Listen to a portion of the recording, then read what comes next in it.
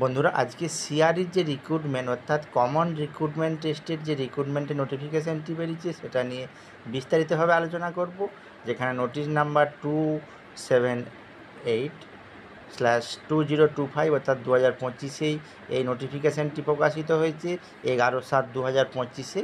সেখানে আজকে mainly laboratory টেকনোলজিস্টের যে বিভিন্ন জায়গায় ভ্যাকেন্সি আছে সেইগুলি নিয়ে আমরা আলোচনা করব।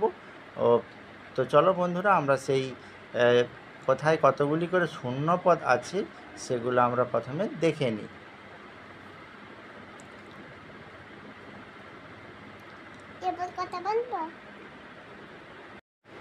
বন্ধুরা এখন তোমরা দেখে নাও যে শূন্য পদগুলি আছে বিভিন্ন জায়গাতে, সেই শূন্য পদগুলি বিভিন্ন এমস এবং ইএসআইসি হসপিটালের এই শূন্য পদগুলি আছে।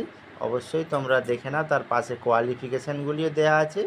আমি নোটিফিকেশানটি ডেসক্রিপশান বক্সে অ্যাডভার্টাইজমেন্টের নাম্বার সহ লিঙ্কটি দিয়ে দেবো, সেখান থেকে তোমরা চাইলে বিস্তারিতভাবে জেনে নিতে পারো।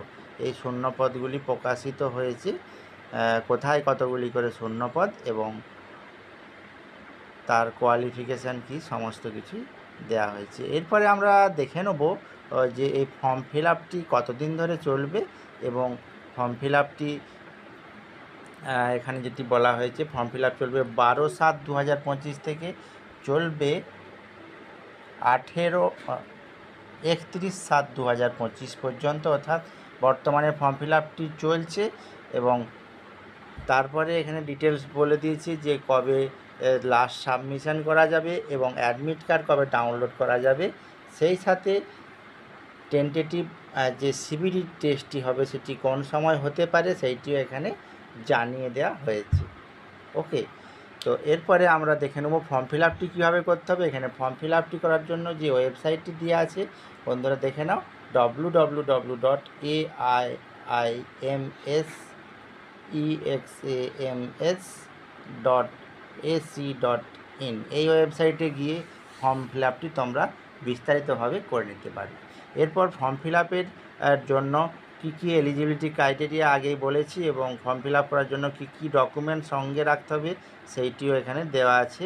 এজ রিল্যাক্সেশন কত আছে সেইটিও ডিটেলস এখানে দেওয়া আছে।